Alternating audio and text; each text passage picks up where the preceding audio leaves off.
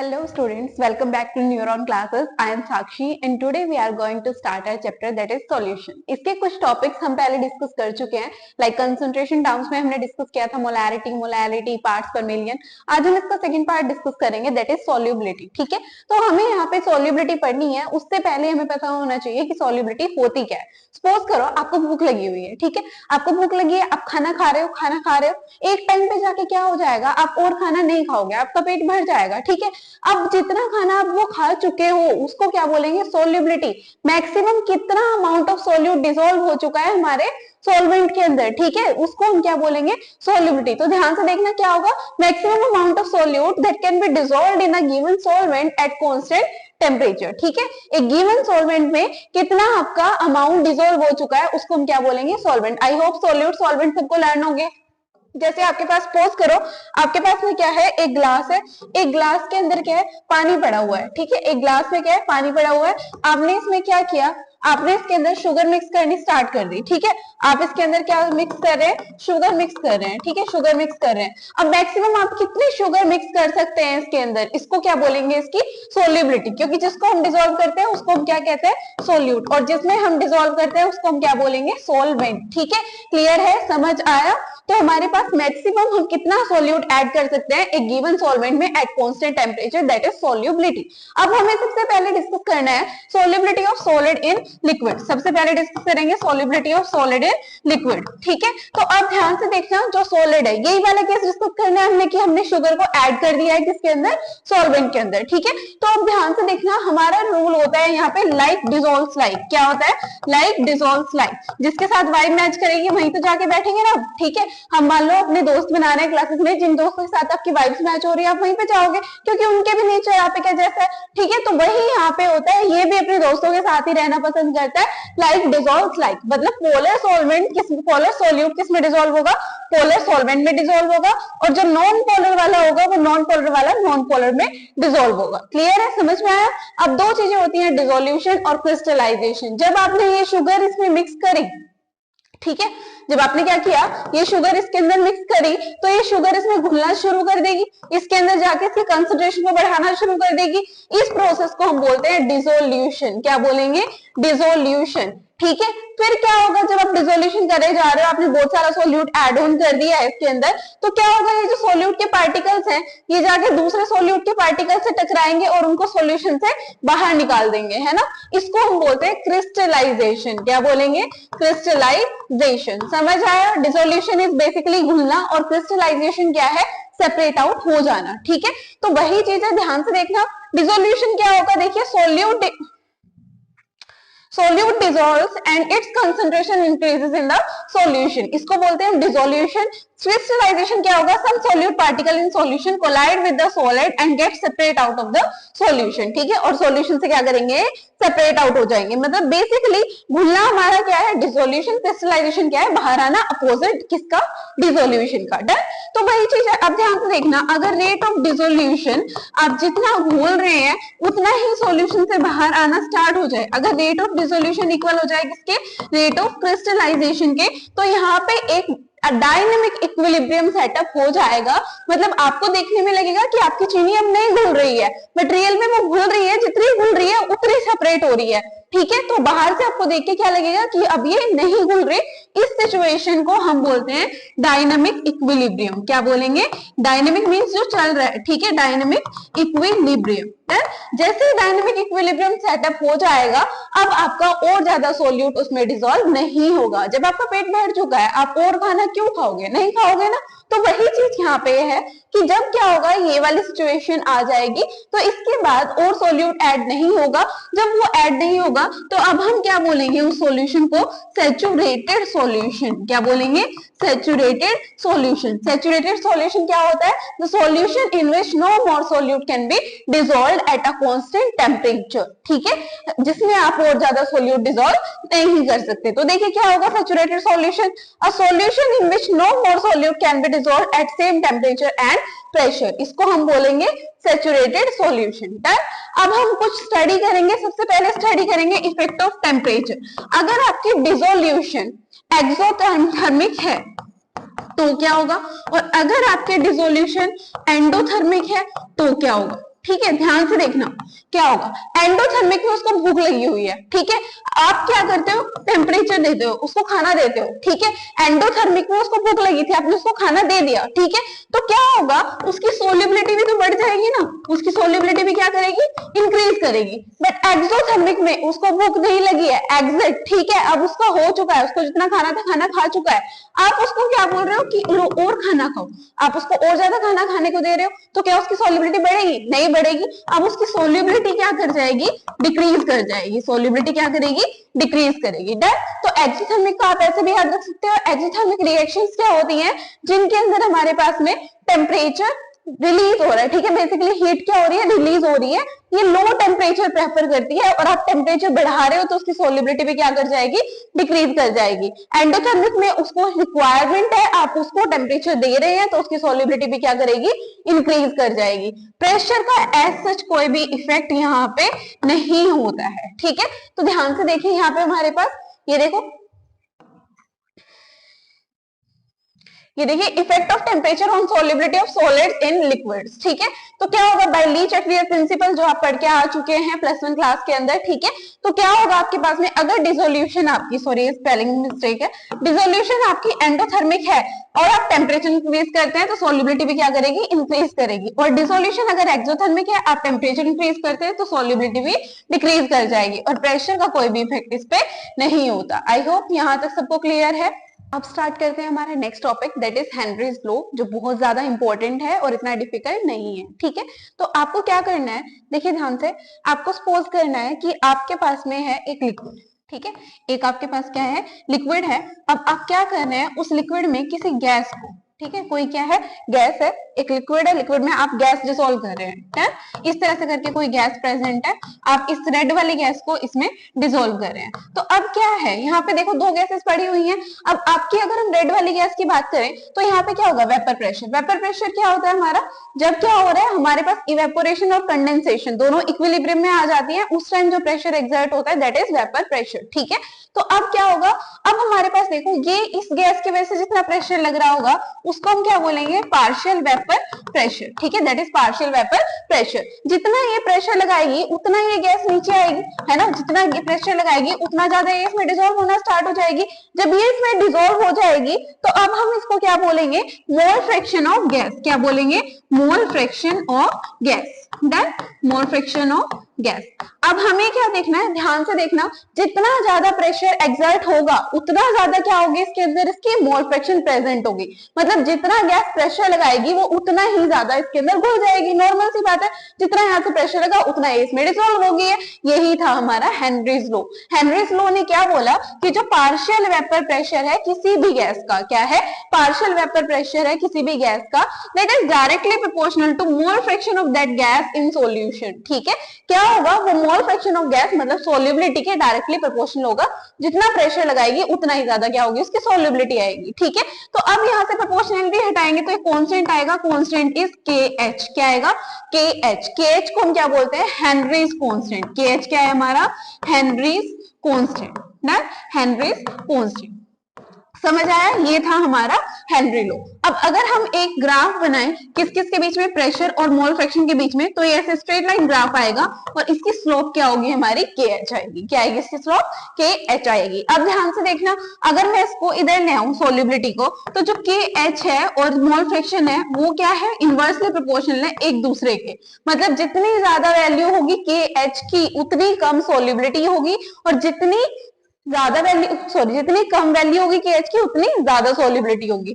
और एक चीज और याद रखनी है, ये डायरेक्टली प्रोपोर्शनल होता है किसके, टेम्परेचर के। तो अगर मैंने टेम्परेचर इंक्रीज किया तो KH की वैल्यू क्या हो जाएगी, इंक्रीज हो जाएगी, और जो सोल्युबिलिटी है वो क्या कर जाएगी, डिक्रीज कर जाएगी। ऐसे ही अगर हम टेम्परेचर को डिक्रीज कर देते हैं तो KH की वैल्यू भी डिक्रीज कर जाएगी, और जो मोल फ्रैक्शन है वो क्या करेगी, इंक्रीज कर जाएगी। डन, समझ आया, कुछ इस तरह से करके अब हमारे पास चेंजेस आएंगे। एक क्वेश्चन भी आता है कि why aquatic organism prefer cold water over hot water. तो हमारे पास क्या होगा, जो कोल्ड वाटर है उसमें टेम्परेचर कम है, KH की वैल्यू भी कम है, और गैस की सॉल्युबिलिटी ज्यादा है, that's why aquatic organism prefer cold water. Done, clear है, समझ आया। हेनरीज लॉ क्या था हमारे पास, चलिए देख लेते हैं हेनरीज लॉ।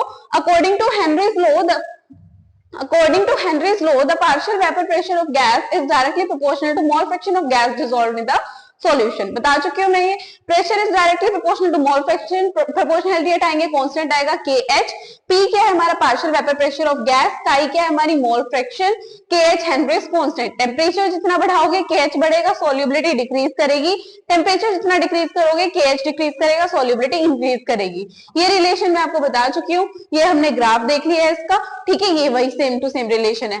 अब हम करते हैं इसकी एप्लीकेशन ऑफ हेनरीज लॉ, ठीक है, एप्लीकेशंस ऑफ हेनरीज लॉ। तो ध्यान से देखना है एप्लीकेशन ऑफ हेनरी लॉ में।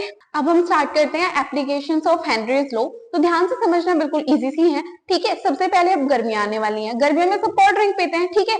जो कोल्ड ड्रिंक होती है, कोल्ड ड्रिंक के अंदर कौन सी गैस होती है, जैसे हम ओपन करते हैं गैस निकलती है, गैस कौन सी है हमारी वहां पे, कार्बन डाइऑक्साइड, ठीक है। कौन सी गैस प्रेजेंट होती है, कार्बन डाइऑक्साइड प्रेजेंट होती है। तो जैसे आपने क्या किया, उसको ओपन किया, प्रेशर डिक्रीज कर गया, तो गैस क्या हुई, बाहर निकल आई, मतलब उसकी सॉल्युबिलिटी कम हो गई है, ठीक है। और कौन से वाली ज्यादा अच्छी लगती है, कौन सी, कोल्ड वाली या हॉट वाली, ऑब्वियसली कोल्ड वाली ज्यादा अच्छी होती है। तो हमारे पास क्या है, जो CO2 डिसॉल्व करते हैं, CO2 इन कोल्ड ड्रिंक्स जो हम डिसॉल्व करते हैं, उसके लिए हमें क्या चाहिए होता है, temperature should be low and pressure should be high.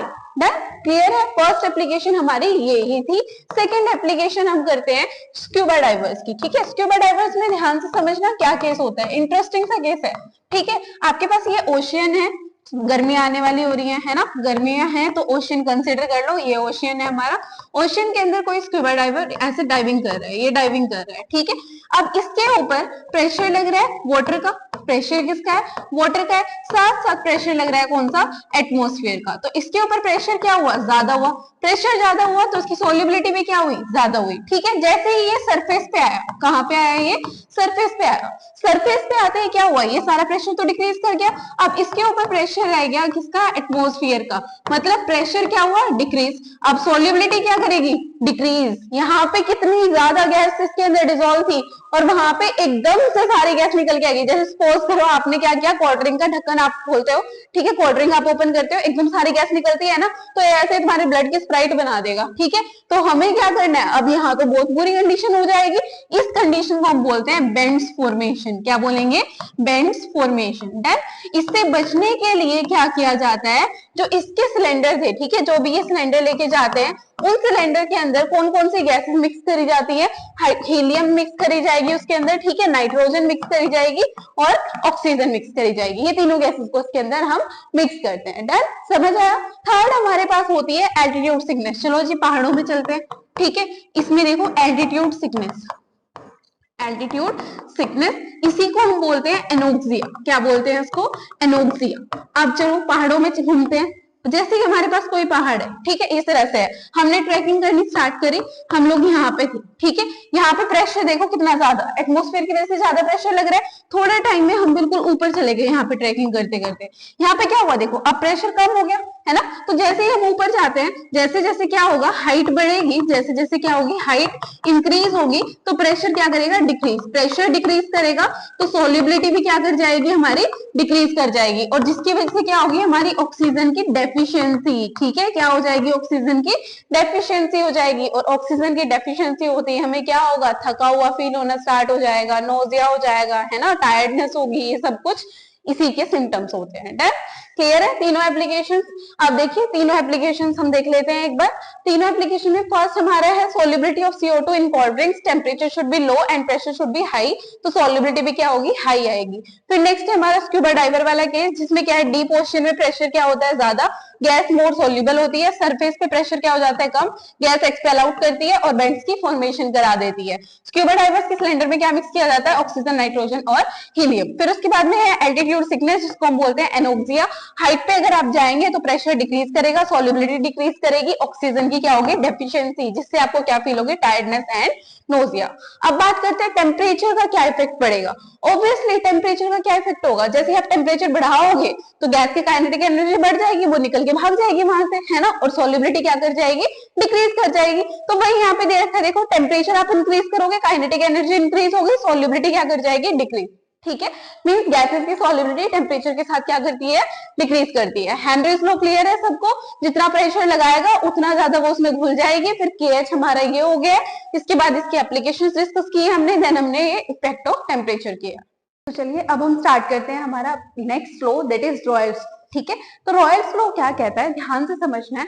सबसे पहले हमने क्या देखा, solubility of solid in liquid. ठीक है, फिर हमने किया solubility of gases in liquid. अब हम देख रहे हैं solubility of liquid in liquid, but condition applied, आपका लिक्विड वोलेटाइल होना चाहिए, जो क्या करे खुद से वेपर्स बना दे, उसको हम क्या बोलेंगे, वोलेटाइल लिक्विड। तो अब ध्यान से देखना, हमारे पास सपोज करो एक था लिक्विड 1, एक था लिक्विड 2। ठीक है, लिक्विड 1 का प्योर स्टेट में प्रेशर हमारे पास कितना आ रहा था, ध्यान से देखो, लिक्विड का इसका प्योर स्टेट में प्रेशर कितना आ रहा था, P1 नोट। ठीक है, और दूसरे वाले लिक्विड का हमारा प्योर स्टेट में प्रेशर कितना आ रहा था, P2 नोट। हमने क्या किया, दोनों को मिक्स कर दिया। ठीक है, जब दोनों को मिक्स किया तो मान लो इसकी वाली जो सेकेंड वाला है, इसकी मोल फ्रैक्शन थी Chi2, और जो हमारा फर्स्ट वाला है उसकी मोल फ्रैक्शन थी Chi1। ठीक है, अब क्या है, ये Chi1 है, अब फिर से ये वेपर्स बनाएगा, वोलेटाइल लिक्विड है तो ऑब्वियसली वेपर्स बनाएगा। तो अब जो इसका वेपर प्रेशर है, अब यहाँ पे प्रेशर दोनों की वजह से बनेगा, 1 की वजह से भी, 2 की वजह से भी। ठीक है, जो 1 का अपना अकेला प्रेशर है, खुद का अपना प्रेशर है, पार्शियल प्रेशर है, उसको हम क्या करेंगे, उसको हम डिनोट करेंगे P1 नोट से। किससे डिनोट करेंगे, P1 से। ठीक है, और दूसरे वाले के प्रेशर को हम किससे डिनोट करेंगे, P2 से। ठीक है, तो हमारे पास क्या होगा, जो P1 था, ठीक है, क्या क्या था, P1 नोट था और क्या था, P2 नोट था। P1 नोट और P2 नोट, ये दोनों हमारे क्या थे, प्योर स्टेट के वेपर प्रेशर। ठीक है, प्योर स्टेट वेपर प्रेशर। जो हमारा P1 और P2 है, ये क्या है, पार्शियल वेपर प्रेशर। क्या है ये, पार्शियल वेपर प्रेशर। और Chi1 और Chi2 क्या है, हमारी मोल फ्रैक्शंस। ठीक है, ये दोनों क्या है, हमारी मोल फ्रैक्शंस। अब ध्यान से समझना, जितना ज्यादा वो प्रेजेंट होगा उतने ही तो वो वेपर बनाएगा।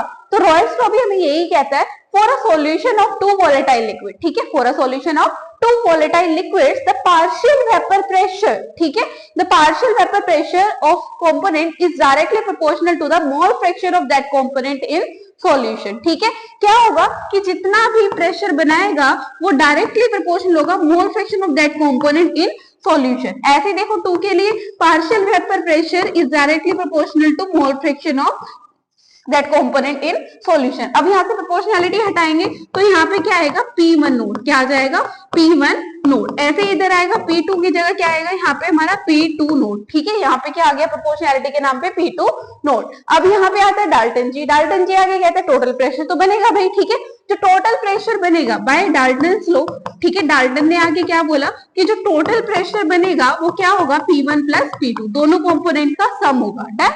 अब इनकी वैल्यूज पुट करो, वैल्यू कितनी आएगी, P1 नोट Chi1, इधर से कितनी आएगी, P2 नोट Chi2 आएगी। ठीक है, अब ध्यान से समझना, हमने पहले भी किया है, मोल fraction of 1 plus mole fraction of 2 कितना होता है, 1 होता है। तो मोल फ्रैक्शन ऑफ 1 कितना हो जाएगा, 1 माइनस मोल फ्रैक्शन ऑफ 2। अब ये वैल्यू हम उठा के यहाँ पे पुट कर देते हैं, तो ये क्या बनेगा, P1 note 1 minus mole fraction of 2 plus P2 note mole fraction of 2।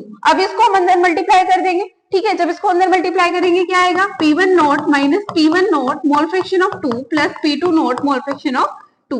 Plus वाला पहले कर लो, माइनस वाला बाद में ले जाओ। तो क्या बनेगा, P1 note plus P2 note mole fraction of 2 minus P1 note mole fraction of 2। Done.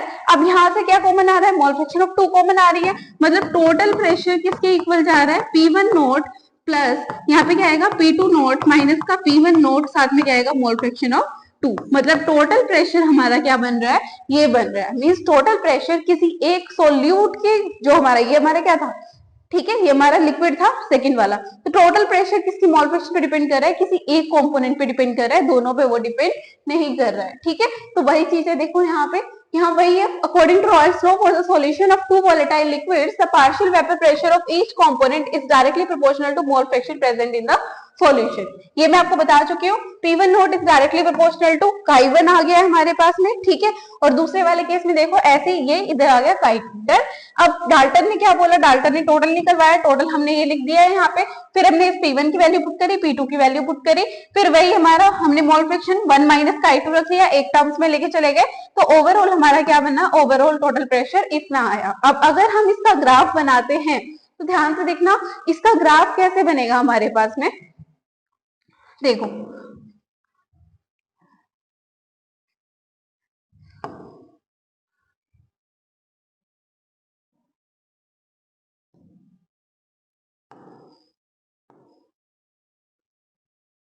Suppose करो मोल फ्रैक्शन ऑफ 1 पहले 0 थी, अब मोल फ्रैक्शन ऑफ 1 इंक्रीज होके 1 हो गई है। मोल फ्रैक्शन ऑफ 2 पहले हमारे पास में कितनी थी 1 थी, अब मोल फ्रैक्शन ऑफ 2 डिक्रीज करके क्या हो गई है 0।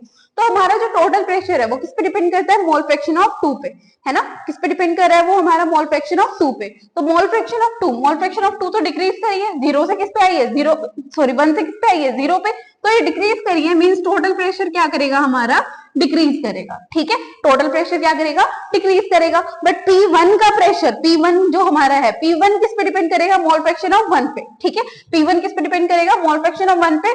तो मोल फ्रैक्शन ऑफ 1 तो बढ़ रही है, तो P1 क्या करेगा बढ़ेगा, ठीक है। और P2 क्या करेगा, P2 वापस से क्या कर जाएगा हमारा डिक्रीज कर जाएगा। तो इस तरह से करके हमारा कुछ ग्राफ बनेगा, तो ध्यान से देखना है,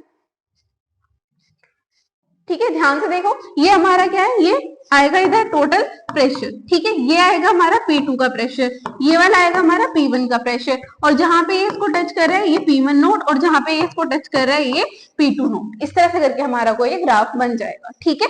अब देखो, जो हमारा हेनरी लॉ था, हेनरी लॉ ने क्या बोला था कि प्रेशर इज इक्वल टू क्या था, KH और मोल फ्रैक्शन। रॉयल्स लॉ क्या बोल रहे हैं कि प्रेशर क्या है P1 नोट और मोल फ्रैक्शन। अगर हमारे पास KH इक्वल हो किसके, P1 नोट के, तो ये दोनों के दोनों लॉज इक्वल ही हो जाएंगे, ठीक है। तो वही देखो आपको बोला गया है कि Raoult's law is a special case of Henry's law if KH is equal to P1 nought. That clear है। अब ऐसे सॉल्यूशन आएंगे जो रॉयल्स लॉ की बात मानते हैं, जितना रॉयल्स लॉ ने प्रेशर बोला है उतना प्रेशर देते हैं, तो उनको हम क्या कहते हैं आइडियल सॉल्यूशन, और दूसरे को हम क्या बोलेंगे नॉन आइडियल सॉल्यूशन। डन। जो ओबे करे रॉयल्स लॉ को दैट आर आइडियल सॉल्यूशन, और जो ओबे नहीं करते वे क्या होंगे नॉन आइडियल सॉल्यूशन। अब इसमें क्या होगा, delta H of mixing heat जो हमारी है, और डेल्टा V ऑफ मिक्सिंग जो वॉल्यूम का चेंज है, वो क्या होगा 0 के इक्वल होगा, बट इसमें वो 0 के इक्वल नहीं होगा, ठीक है। अब इनमें क्या है, इनमें सोल्यूट सोल्यूट की इंटरेक्शन और सॉल्वेंट सॉल्वेंट की इंटरेक्शन। ये देखो ये कैसे आएगा हमारे पास में सोल्यूट सोल्यूट और सॉल्वेंट सॉल्वेंट। ध्यान से देखना, मान लो सपोज करो यहाँ पे हमारा ए पड़ा हुआ है, ठीक है, यहाँ पे हमारे क्या पड़े हुए हैं बी पड़े हुए हैं। हमने इन दोनों को मिक्स कर दिया।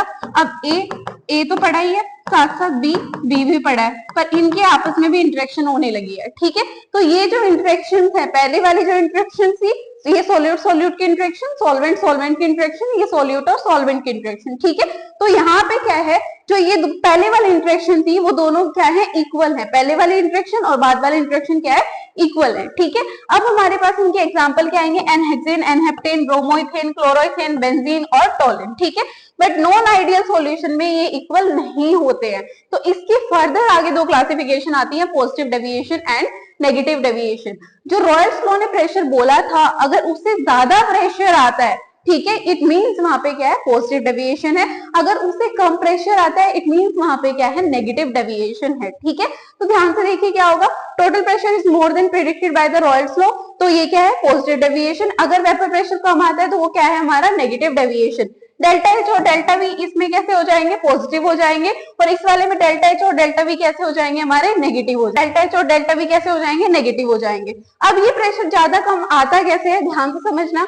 अगर हमारे पास A अलग उड़ जाता है पहले से और B अलग उड़ जाता है, ठीक है, मतलब जो सोल्यूट है और सॉल्वेंट है, ये इनकी इंटरेक्शन क्या है ज्यादा है, ये आपस में बॉन्ड नहीं बना पाए, बॉन्ड बनाएंगे तो वेट बढ़ेगा, वेट बढ़ेगा, वेट बढ़ने से इन्हें उड़ने में टाइम लगेगा, ठीक है।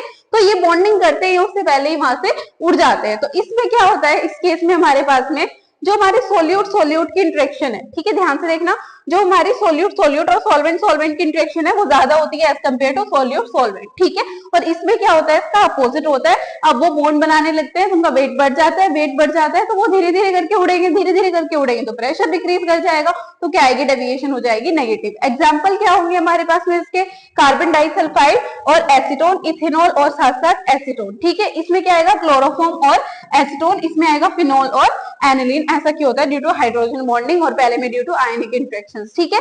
अब अगर हम इनके ग्राफ बनाए, तो जो हम पहले ग्राफ बना के आए थे, हमारा ग्राफ कुछ इस तरह से करके बना था, ऐसे ही बना था ना। अगर पॉजिटिव डेविएशन है, ठीक है, कैसे डेविएशन है हमारे पास में पॉजिटिव डेविएशन है, पॉजिटिव डेविएशन है, तो हम क्या करेंगे, इसको ग्राफ को ऐसे ऊपर की तरफ से ऐसे बना देंगे, ठीक है। ये है हमारा पॉजिटिव डेविएशन का ग्राफ, ठीक है। और अगर क्या है हमारे पास में नेगेटिव डेविएशन है, नेगेटिव डेविएशन में क्या करेंगे, वही ग्राफ बनाएंगे, ठीक है। ये ग्राफ हमने बनाया और इसको हम क्या करेंगे नीचे की तरफ से बनाएंगे, ठीक है, इसको ऐसे करके नीचे की तरफ से इस ग्राफ को हम ड्रॉ कर देंगे। ठीक है, अब ये बन गया नेगेटिव डेविएशन का graph. I think Royals law clear है, सबको समझ आया। रॉयल्स लॉ ने क्या बोला था हमें? According to Raoult's law, for a solution of two volatile liquids, partial vapour pressure of each component is directly proportional to mole fraction present in the solution. बहुत ज्यादा इंपॉर्टेंट है हेनरी लॉ और साथ साथ क्या, रॉयल्स लॉ। अब discuss करते हैं हमारा एक और important topic, that is azeotropes. Azeotrope क्या होता है? ऐसे दो मिक्सचर्स जिनका बॉइलिंग पॉइंट सेम हो। ठीक है, मान लो सपोज करो वाटर है और एक और है। अब आप उनको अलग अलग करने की कोशिश कर रहे हो, बट दोनों ही 100 डिग्री सेल्सियस पे ही बॉयल होके उड़ जा रहे हैं, तो आप उनको सेपरेट कर सकते हो? नहीं कर सकते। तो ऐसे सॉल्यूशंस जिनका कांस्टेंट बॉइलिंग पॉइंट हो और जो फ्रैक्शनल डिस्टिलेशन से सेपरेट आउट ना हो पाए, उनको हम क्या बोलेंगे? एजियोट्रॉप्स। ठीक है, दो टाइप के एजियोट्रॉप्स होते हैं, मैक्सिमम बॉइलिंग और मिनिमम बॉइलिंग एजियोट्रॉप। तो वही सब देखते हैं, आइए। ठीक है, तो हमारे पास क्या होगा? एजियोट्रॉप। एजियोट्रॉप्स में क्या होता है? एजियोट्रॉप्स सेम बॉइलिंग पॉइंट होता है। देखिए, एजियोट्रॉप्स में क्या होता है? सेम बॉइलिंग पॉइंट होता है और ये फ्रैक्शनल डिस्टिलेशन से सेपरेट आउट नहीं हो सकते। एजियोट्रॉप दो टाइप के होते हैं, maximum boiling azeotrope and minimum boiling azeotrope. जो मिनिमम बॉइलिंग एजियोट्रॉप है, उल्टा कर लो, कौन से होते हैं? पॉजिटिव डेविएशन वाले। अभी हम पॉजिटिव और नेगेटिव पढ़ के आए हैं ना, तो जो पॉजिटिव डेविएशन वाले होते हैं वो कौन सा एजियोट्रॉप बनाते हैं? Minimum boiling azeotrope. और जो नेगेटिव वाले होते हैं वो कौन सा बनाते हैं? Maximum boiling azeotrope. ठीक है, एग्जाम्पल क्या हो जाएंगे इसके? इथेनॉल और वाटर, और उसका क्या हो जाएगा? Nitric acid and water. समझ में आया क्या होते हैं एजियोट्रॉप? Constant boiling mixture. कितने टाइप के होते हैं? दो टाइप के, मैक्सिमम बॉइलिंग और मिनिमम बॉइलिंग। मिनिमम बॉइलिंग किससे बनेंगे? पॉजिटिव डेविएशन से। मैक्सिमम बॉइलिंग किससे बनेंगे? नेगेटिव डेविएशन से। डन। ठीक है, नेगेटिव वाले का नाइट्रिक एसिड और वाटर, एन से याद कर लो, और इस वाले का इथेनॉल और वाटर। फिर आती है हमारे पास बहुत important topic, that are colligative properties. क्या होती है कोलिगेटिव प्रॉपर्टीज? जो डिपेंड करती है किस पे? नंबर ऑफ सोल्यूट पार्टिकल्स पे। ठीक है, किस पे डिपेंड करेंगी ये? नंबर ऑफ सोल्यूट पार्टिकल्स पे। हमारे पास 4 कोलिगेटिव प्रॉपर्टीज हैं सिलेबस में, तो ध्यान से देखना कौन कौन सी कोलिगेटिव प्रॉपर्टीज हैं हमारे पास में सिलेबस में। फर्स्ट हमारे relative lowering of vapour pressure. ठीक है, फर्स्ट कौन सी है अपनी? Relative lowering of vapour pressure. Relative lowering of vapour pressure. ठीक है, वेपर प्रेशर। नेक्स्ट हमारी है डिप्रेशन इन फ्रीजिंग पॉइंट। ठीक है, नेक्स्ट अपनी आती है एक एलिवेशन इन बॉइलिंग पॉइंट, और लास्ट अपनी है ऑस्मोटिक प्रेशर। ठीक है, अब समझते हैं फर्स्ट वाली। सबसे पहले relative lowering of vapour pressure. ठीक है, अब ध्यान से देखना क्या होगा? कोलिगेटिव प्रॉपर्टीज जो नंबर ऑफ सोल्यूट पार्टिकल पर डिपेंड करती है। ठीक है, और सोल्यूट कैसा होता है अपना? Non volatile. ठीक है, सोल्यूट अपना कैसा प्रेजेंट होता है यहाँ पे? Non volatile. नॉन वोलेटाइल, जो नहीं उड़ता है। ठीक है, नॉन वोलेटाइल सोल्यूट। ठीक है, तो अब ध्यान से देखना क्या होगा हमारे पास में? पहले हमारे पास कोई सॉल्यूशन था। ठीक है, कोई भी सॉल्यूशन था जिसका प्रेशर था अपने पास P1 नोट। ठीक है, कितना प्रेशर था हमारे पास में? P1 note. अब हमने क्या किया? इसके वेपर्स बन रहे थे। ठीक है, क्या हो रहे थे? इसके वेपर्स बन रहे थे। अब हमने क्या किया? इसमें सोल्यूट ऐड कर दिया। कैसा सोल्यूट ऐड कर दिया हमने? इसके अंदर नॉन वोलेटाइल सोल्यूट ऐड कर दिया, तो वो सोल्यूट हमारा यहाँ पे ये आ गया। ठीक है, तो जब ये सोल्यूट हमारा यहाँ पे ऐड हो गया है, तो क्या अब ये यहाँ से वेपर बनने देगा? नहीं बनेगा। वेपर मुश्किल से इधर से जाएगा, यहाँ से भी नहीं बनने देगा। ठीक है, इधर से भी वेपर नहीं बनने देगा। तो धीरे धीरे क्या हो जाएगा? वेपर प्रेशर कम हो जाएगा। जितने वेपर्स हमारे पहले बन रहे थे, अब हमारे उतने वेपर नहीं बन पाएंगे। इसी को बोलते हैं relative lowering of vapour pressure. ठीक है, तो ध्यान से देखना क्या होगा? वेपर प्रेशर डिक्रीज कर जाता है on adding non volatile solute. जैसे आप नॉन वोलेटाइल सोल्यूट ऐड करते हैं तो वेपर प्रेशर डिक्रीज कर जाता है। प्योर सॉल्वेंट का जो वेपर प्रेशर था वो कितना था? अपना P1 नोट था। उसका प्रेशर क्या होता है? ज्यादा होता है। जैसे ही आप ऐड करते हैं तो क्या हो जाता है? हमारा जो ये है वेपर प्रेशर वो कम हो गया। कितना हो जाएगा? P1 हो जाएगा। ठीक है, अब चेंज कितना आया? अब पहले इतना था, अब इतना हो गया। पहले ज्यादा था, अब कम हो गया। तो चेंज हमारे पास कितना आ जाएगा? यहाँ पे डेल्टा P कितना आएगा अपना? P1 नोट माइनस का क्या आएगा? P1। ठीक है, P1 नोट माइनस का क्या हो जाएगा? P1। ठीक है, अब by Raoult's law, Raoult's law ने क्या बोला था? रॉयल्स लॉ ने क्या बोला था कि P1 किसके इक्वल होगा? P1 नॉट और मोल फ्रैक्शन ऑफ 1। ठीक है, तो क्या आएगा बाय रॉयल्स लॉ? तो अपना डेल्टा P कितना हो जाएगा? P1 नॉट माइनस में क्या आएगा? P1 not mole fraction of 1। यहाँ से P1 नॉट कॉमन आ जाएगा। P1 नॉट कॉमन आ गया, अंदर क्या बचा? 1 minus mole fraction of 1। 1 minus mole fraction of 1 कितना होता है? मोल फ्रैक्शन ऑफ 2। तो यहाँ पे कितना आ गया? मोल फ्रैक्शन ऑफ 2। ठीक है, इतना आ गया। अब ध्यान से देखना जो चेंज आया है, चेंज को तो हम इधर भी लिख सकते हैं, इधर लिखेंगे तो क्या आएगा P1 नोट माइनस का P1। अब P1 नोट इधर ले आओ, P1 नोट माइनस का P1 divide by P1 note is equal to क्या आ गया, मोल फ्रैक्शन ऑफ 2। अब ये क्या है, चेंज किसके रिलेटिव, इनिशियल के रिलेटिव। ठीक है, ये क्या है, रिलेटिव लॉबरिंग, मतलब बदला तो है, कितना बदला है पहले के कंपैरेटिवली, इसको बोलते हैं relative lowering of vapour pressure, जो किसके इक्वल आई है, मोल फ्रैक्शन ऑफ सोल्यूट के। ठीक है, किसके इक्वल आई है, मोल फ्रैक्शन ऑफ सोल्यूट के। अब चलो इसको थोड़ा और ओपन करते हैं, तो यहाँ पे क्या आएगा, P1 naught minus P1 divide by P1 note is equal to क्या हो जाएगा, मोल फ्रैक्शन ऑफ 2 क्या होगा, number of moles of 2 divide by total number of moles, ऐसे आ जाएगा। ठीक है, अब सॉल्यूशन में सोल्यूट तो बहुत ही कम है, तो हम क्या करेंगे, यहाँ से N2 को क्या कर देंगे, नेग्लेक्ट। ठीक है, N2 को हमने क्या कर दिया, नेग्लेक्ट कर दिया, तो अपने पास बचेगा क्या, यहाँ से P1 नोट माइनस का P1 divide by P1 note is equal to क्या आएगा, N2 डिवाइड बाय N1। एक फॉर्मूला बनता है ये। अब अगर हम इसको ओपन कर दे, मोल्स हमारे पास में क्या होते हैं, गिवन मास डिवाइड बाय में क्या होता है, मोलर मास। तो गिवन मास कितना है अपने पास में इसका, W2, मोलर मास कितना हो जाएगा, M2। ठीक है, और दूसरे में W1 मोलर मास M2।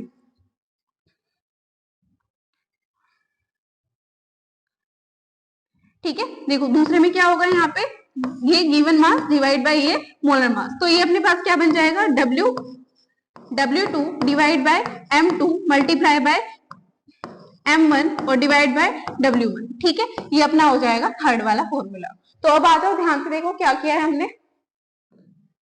देखिए भाई, relative lowering of vapour pressure. ठीक है, क्या होता है, हमारा वेपर प्रेशर डिक्रीज कर जाता है जैसे ही हम उसके अंदर क्या ऐड करते हैं, नॉन वोलेटाइल सॉल्यूट ऐड करते हैं। ठीक है, इनिशियल प्रेशर कितना था, P1 नोट, बाद में प्रेशर कितना हो गया, P1, तो अपने पास चेंज कितना आया है यहाँ पे, P1 नोट माइनस का P1। ठीक है, अब हमारे पास में देखो रॉयल्स लॉ से क्या हुआ, ये यहाँ से कट कर लेना, रॉयल्स लॉ से क्या हुआ, रॉयल्स लॉ ने क्या बोला कि ये कितना हो जाएगा, P1 नोट और मोल फ्रैक्शन ऑफ 1, यहाँ से P1 नोट कॉमन ले लिया, 1 माइनस मोल फ्रैक्शन ऑफ 1 क्या बना, मोल फ्रैक्शन ऑफ 2। इसको हम इधर लेके चले गए, तो ये क्या हो गया, रिलेटिव लॉबरिंग हो गया, जो इक्वल है मोल फ्रैक्शन ऑफ 2 के। अब हमने क्या किया, यहाँ से ये P1 है, P1 नोट। ठीक है, P1 नोट, P1 नोट। ठीक है, अब देखो यहाँ से ये किसके इक्वल आएगी, N2 divide by N1 plus N2 के इक्वल आ जाएगी। अब जो सोल्यूट है वो तो बिल्कुल कम है, उसको हमने क्या कर दिया, नेग्लेक्ट कर दिया, तो कितना बचा ये, N2 डिवाइड बाय N1। इसको आगे फर्दर ओपन करेंगे तो ये बन जाएगा। तो ये थी हमारी first colligative property, that is relative lowering of vapour pressure. I hope समझ आई है।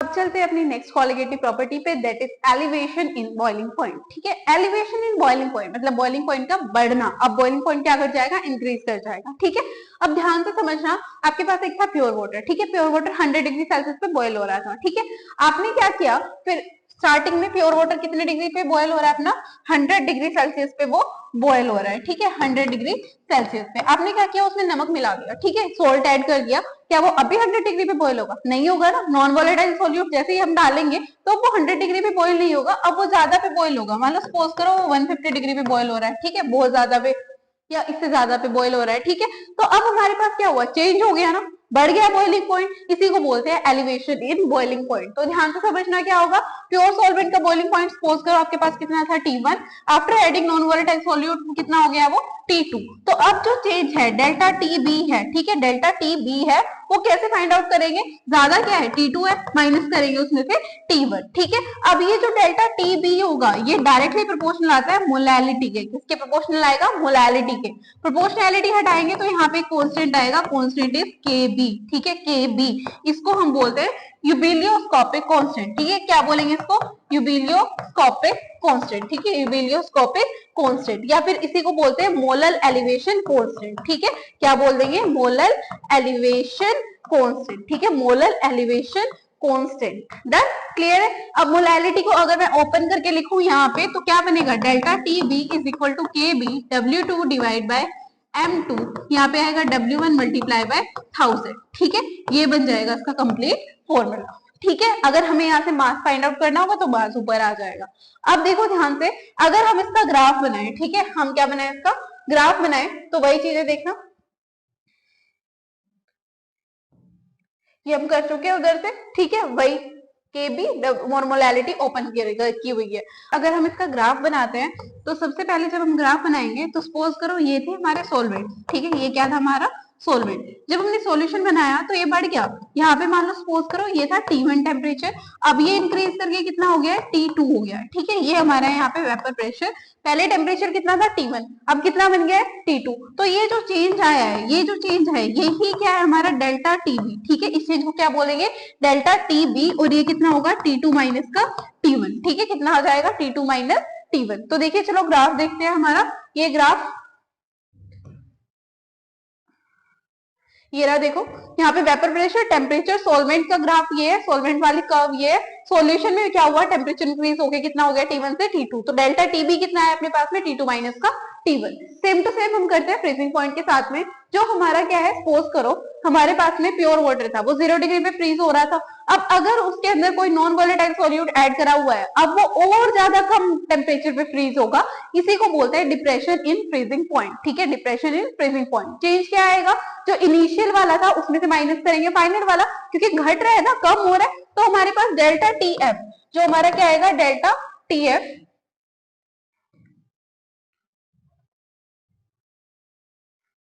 देखिए जो हमारा क्या आएगा डेल्टा टीएफ हमारा किसके इक्वल आएगा, यहाँ पे T1 माइनस का क्या हो जाएगा T2। अब वही same to same delta TF is directly proportional to molality, ठीक है। अब यहाँ से हटाएंगे तो एक कांस्टेंट आएगा, कांस्टेंट इज KF। अब इस KF को बोलते हैं क्रायोस्कोपिक कांस्टेंट, क्या बोलेंगे क्रायोस्कोपिक कांस्टेंट, या फिर इसी को बोलते हैं मोलर डिप्रेशन कांस्टेंट, क्या बोलेंगे molar depression constant, molar depression constant. Unit क्या बनेगी हमारे पास में, इसकी यूनिट बनेगी इसकी केल्विन केजी पर मोल, ठीक है। ध्यान से देख लेना, ये क्या है केल्विन, ये क्या बनेगा हमारा, यहाँ से ये उधर जाएगा जब केजी पर मोल आ जाएगा, डन, ठीक है, केल्विन केजी पर मोल। अब भाई ये मोलैलिटी को ओपन करके लिखेंगे तो delta TF is equal to क्या हो जाएगा KF W2 divide by M2 multiply by 1000 divide by W1, ठीक है। अब बनाते हैं इसका ग्राफ, ठीक है। तो ध्यान से देखना इसका ग्राफ किस तरह से बनेगा हमारे पास। इसके ग्राफ में सबसे पहले हमने वही कर्व ले लिए, ठीक है। अब हमारे पास सॉल्वेंट है, जो सॉल्वेंट का फ्रीजिंग पॉइंट मान लो यहाँ पे था, ठीक है, ये है सॉल्वेंट, सॉल्वेंट का फ्रीजिंग पॉइंट यहाँ पे था। अब जो सॉल्यूशन आया उसका फ्रीजिंग पॉइंट और पीछे चला गया, ठीक है, ये है सॉल्यूशन का फ्रीजिंग पॉइंट। पहले कितना था ये यहाँ पे T1, अब कितना हो गया ये यहाँ पे T2, ठीक है। अब ये जो चेंज आया है इसी को क्या बोलेंगे डेल्टा टीएफ, क्या बोलेंगे डेल्टा टीएफ, और वो कितना आएगा T1 माइनस का T2। यहाँ पे एक और एक्स्ट्रा कर्व होती है जिसको हम बोलते हैं फ्रोजन सोलवेंट, क्या बोलेंगे फ्रोजन सोलवेंट, डन। समझ आया हमारे पास में कैसे करते हैं हम इसको, क्लियर है। अब हम चलते हैं अपनी नेक्स्ट प्रॉपर्टी पे, next is osmotic pressure. Osmotic pressure समझने से पहले आपको ऑस्मोसिस पता होनी चाहिए। ऑस्मोसिस क्या होगा, movement of water from higher concentration to lower concentration through a semi permeable membrane, ठीक है। बीच में कोई एक मेम्ब्रेन लगाई होगी, देखिए बीच में यहाँ पे कोई मेम्ब्रेन लगाई हुई है, ये इस तरह से मेम्ब्रेन लगाई हुई है, और ये हाई प्रेशर से लो प्रेशर जा रहा है, इसको हम क्या बोलते हैं osmosis, the movement of water from higher concentration to lower concentration. पहले ये सेमी परमिएबल मेम्ब्रेन हमारी नेचुरल किससे बनती थी, पिग ब्लैडर से या फिर पैरेन्काइमा से। अब हमारे पास क्या सिंथेटिक अगर हम बनाए तो ये किसकी बनी होती है, सिलिकॉन की बनी हुई होती है, ठीक है। अब हम क्या करते हैं, हमारे पास जो नॉन वोलेटाइल सॉल्यूट अगर हम इसमें ऐड कर दें तो वो इसमें से पास नहीं कर पाएगा, तो हमारी ऑस्मोसिस क्या हो जाएगी, डिक्रीज हो जाएगी, ठीक है। तो एक आता है हमारे पास ऑस्मोटिक प्रेशर, जब ऑस्मोसिस हो रही है तो उसको रोकने के लिए जितना प्रेशर लगाना पड़ेगा दैट इज ऑस्मोटिक प्रेशर, ठीक है। तो क्या होगा, the pressure where osmosis stop is known as osmotic pressure. अगर आपने ऑस्मोटिक प्रेशर से ज्यादा प्रेशर लगा दिया तो बैक फ्लो होना स्टार्ट हो जाएगा, जिसको हम क्या बोलते हैं, रिवर्स ऑस्मोसिस, क्या बोलेंगे रिवर्स ऑस्मोसिस। समझ आया, क्लियर है, ऑस्मोसिस क्लियर है। Osmosis movement of water from higher concentration to lower concentration through a semi permeable membrane, silicon की वो बनी हुई होगी, उसको रोकने के लिए जो चाहिए दैट इज ऑस्मोटिक प्रेशर। अगर उससे ज्यादा प्रेशर लगाया तो उसको क्या बोलेंगे हम, रिवर्स ऑस्मोसिस, आरओ में जो होती है, डन, ठीक है। अब देखिए अब हमारे पास पाई से हम ऑस्मोटिक प्रेशर को डिनोट करते हैं, होता क्या है वो CRT, ठीक है। यहाँ पे ध्यान से देखना, पाई क्या है हमारा ऑस्मोटिक प्रेशर, ठीक है, ऑस्मोटिक प्रेशर। C क्या है हमारी मोलैरिटी, C क्या होती है मोलैरिटी। R क्या होता है अपना गैस कांस्टेंट, ठीक है, R क्या बनेगा अपना गैस कांस्टेंट, ठीक है। T अपना क्या बनेगा यहाँ पे टेम्परेचर, ठीक है, T क्या आएगा अपना यहाँ पे टेम्परेचर आ जाएगा। क्लियर है? अब देखिए क्या होती है मोलैरिटी, क्या होती है number of moles of solute divide by volume of solution. तो पाई इज इक्वल टू क्या आ जाएगा हमारे पास n डिवाइड बाय v, साथ में क्या आएगा RT। अब number of moles of solute क्या होंगे W2 divide by M2 V और RT। ठीक है, इस तरह से करके ये आ जाएगा। ये यूज होता है ये एक्सप्रेशन बायोमोलिक्यूल्स का मास फाइंड आउट करने के लिए। क्लियर है? यहाँ तक समझ आया? अब हमारे पास ऑस्मोसिस के बेस पे तीन टाइप के सॉल्यूशन होते हैं, isotonic, hypotonic and hypertonic done. ठीक, आइसोटोनिक में हमारे पास क्या होगा, दोनों सॉल्यूशंस का same to same osmotic pressure होगा, कोई फ्लो नहीं होगा। ठीक है, ऐसे ही हाइपरटोनिक के अंदर क्या होगा, ऑस्मोटिक प्रेशर हाई होगा। नेम से क्लियर हो रहा है, hyper means high, osmotic pressure कैसा होगा, हाई होगा। और हाई होगा तो कोई भी चीज कहां से कहां जाएगी, अगर हाई है कोई भी चीज हाई से कहां जाने की ट्राई करेगी, बाहर, हाई से लो की तरफ जाने की वो ट्राई करेगी। जब वाटर बाहर की तरफ जाएगा तो ये पूरी की पूरी सेल क्या कर जाएगी, श्रिंक कर जाएगी। ठीक है, ऐसे ही अगर हम बात करें हाइपोटोनिक की, हाइपोटोनिक के अंदर क्या होता है, हमारे पास ऑस्मोटिक प्रेशर लो होता है। लो है तो बाहर क्या होगा, हाई, सारा वाटर कहाँ आएगा, इसके अंदर आने की ट्राई करेगा और जैसे ही अंदर आएगा ये सेल क्या करेगी, हमारी स्वेलअप कर जाएगी। डन। ऐसी एक कंडीशन आती है एडिमा। एडिमा क्या होता है हमारे पास में, हमारे टिश्यूज के अंदर स्वेलिंग आनी स्टार्ट हो जाती है। ठीक है, टिश्यूज में सॉल्ट की कंसंट्रेशन बढ़ जाती है जिसकी वजह से वाटर उनके अंदर फील होने लग जाता है। ठीक है, और इसी कंडीशन की वजह से क्या हो जाती है, फिर स्वेलिंग आ जाती है, इसे हम क्या बोलते हैं, एडिमा। फिर रिवर्स ऑस्मोसिस मैं आपको बता चुकी हूँ, इसमें अगर आप ऑस्मोटिक प्रेशर से ज्यादा प्रेशर लगाओगे तो क्या होगा, बैक फ्लो होना स्टार्ट हो जाएगा। ठीक है, प्योर सॉल्वेंट फ्लो आउट करना स्टार्ट कर देगा सॉल्यूशन में से। इसको हम क्या बोलते हैं, रिवर्स ऑस्मोसिस। ये कहाँ पे यूज होता है, डिसॉल्टेशन ऑफ सी वाटर में ये यूज होता है। फिर इसके बाद देखिए abnormal molar mass. Abnormal molar mass क्या होता है, ध्यान से समझना। हमारे पास सपोज करो हमारे पास NaCl है। ठीक है, हमारे पास क्या है, NaCl प्रेजेंट है। देन NaCl है, ये टूट जाएगा Na प्लस और Cl माइनस में। ठीक है, हम क्या करेंगे, हम इसका मास जितना एक्सपेक्ट कर रहे थे अब ये उससे भी कम मास आएगा क्योंकि यहाँ पे क्या हो गई है, डिसोसिएशन। ठीक है, ऐसे अगर हम क्या करें, CH3COH और double bond O, acetic acid ले लेते हैं। ठीक है, क्या ले लिया हमने, यहाँ पे क्या कंसीडर कर लिया है, एसिटिक एसिड कंसीडर कर लिया है। तो हमारे पास क्या होगा, यहाँ पे हाइड्रोजन बॉन्डिंग बन जाएगी, जितना हमने एक्सपेक्ट किया था उससे डबल आएगा क्योंकि यहाँ पे क्या हुई है, एसोसिएशन हुई है, और इस केस में क्या हुई है, डिसोसिएशन हुई है। तो ये एसोसिएशन और डिसोसिएशन की वजह से जो मास कम या ज्यादा आता है इसको हम क्या बोलते हैं, एब्नॉर्मल मोलर मास। क्या बोलेंगे, एब्नॉर्मल मोलर मास। और इसको बताया किसके थ्रू जाता है कि भाई कितनी डिग्री ऑफ एसोसिएशन हुई है या कितनी डिग्री ऑफ डिसोसिएशन हुई है, ये बात बताई जाती है with the help of wands factor. ठीक है, वॉन्ड्स फैक्टर क्या करता है, ये एक्सप्लेन करता है डिग्री ऑफ एसोसिएशन और डिग्री ऑफ डिसोसिएशन को। तो वही है, देखिए क्या होगा, ड्यू टू एसोसिएशन और डिसोसिएशन मास इंक्रीज या डिक्रीज कर जाएगा रिस्पेक्टिवली। डिसोसिएशन में मास कितना रहेगा हमारा, एब्नॉर्मल मोलर मास बन जाएगा। ठीक है, यहाँ पे देखो ध्यान से, ये डिसोसिएशन वाला एग्जांपल ये वाला है हमारा, ये डिसोसिएशन वाला एग्जांपल है, और एसोसिएशन वाला एग्जांपल हमारा ये वाला है। ठीक है, क्योंकि इसने क्या बना दिया है, डाइमर बना दिया है। ठीक है, वॉन्ड्स फैक्टर क्या होता है, वॉन्ड्स फैक्टर को हम डिनोट करते हैं आई से। किससे डिनोट करेंगे, हम आई से डिनोट करेंगे। ये क्या देता है, एक्सटेंट ऑफ एसोसिएशन और एक्सटेंट ऑफ डिसोसिएशन। कैसे मेजर कर सकते हैं हम, normal molar mass divide by abnormal molar mass, या फिर ऑब्जर्व्ड कोलिगेटिव प्रॉपर्टीज, या फिर ऊपर क्या आएंगे ऑब्जर्व्ड कोलिगेटिव प्रॉपर्टीज, नीचे क्या आएंगे कैलकुलेटेड कोलिगेटिव प्रॉपर्टीज, या फिर क्या आएगा number of moles of particle after association और डिसोसिएशन, या फिर बिफोर एसोसिएशन और डिसोसिएशन। डन, ये है वॉन्ड्स फैक्टर। अगर वॉन्ड्स फैक्टर की वैल्यू, ठीक है, कि अगर वॉन्ड्स फैक्टर की वैल्यू आपके पास आई की वैल्यू, अगर आपके पास आई की वैल्यू 1 आ रही है तो नो एसोसिएशन नो डिसोसिएशन। ठीक है, अब अगर आई की वैल्यू आपके पास लेस देन 1 आ रही है, लेस देन 1 है मतलब वो जुड़ रहे हैं। ठीक है, क्या कर रहे हैं, वो जुड़ रहे हैं। पहले लोग एक था दूसरे थे, ठीक है, दोनों अलग अलग रहते थे, अब दोनों मिलके एक बन चुके हैं। ठीक है, दोनों दोस्त बन चुके हैं। तो यहाँ पे क्या हुआ है, डिक्रीज हुआ है ना, तो आई की वैल्यू क्या आएगी, कम आएगी, मतलब एसोसिएशन में क्या आएगी, आई की वैल्यू लेस देन 1 आएगी। ठीक है, और अगर क्या है, आई की वैल्यू मोर देन 1 आ रही है, तो पहले क्या था, पहले दोनों एक थे, अब क्या हुआ, झगड़ा हुआ, दोनों टूट गए। ठीक है, दोनों टूटने से क्या हुआ, ज्यादा आयंस बने, ज्यादा आयंस बने, तो इस केस में क्या आएगी, डिसोसिएशन। डन, समझ आई। अगर आई की वैल्यू 1 है तो कुछ भी नहीं हुआ है, अगर आई की वैल्यू मोर देन 1 है तो क्या हुआ है, डिसोसिएशन, अगर आई की वैल्यू लेस देन 1 है तो क्या हुआ है, एसोसिएशन। ठीक है, अल्फा होता है हमारा डिग्री ऑफ एसोसिएशन या फिर डिसोसिएशन। ठीक है, अब ध्यान से देखो कैसे फाइंड आउट करेंगे। अगर आपके पास है डिसोसिएशन, क्या हुआ है, डिसोसिएशन हुआ है, तो अल्फा क्या होगा, i-1 डिवाइड बाय n-1, ठीक है। और अगर हो रहा है एसोसिएशन, ये क्या होगा, बस यहाँ पे n की जगह पे 1/n कर देना, एज इट इज ये सारा का सारा सॉल्व हो जाएगा, ठीक है। आई होप सबको चैप्टर अच्छे से समझ आया होगा। इसकी अच्छे से रिवीजन करना, प्रैक्टिस करना। नेक्स्ट पार्ट में न्यूमेरिकल डिस्कस करेंगे।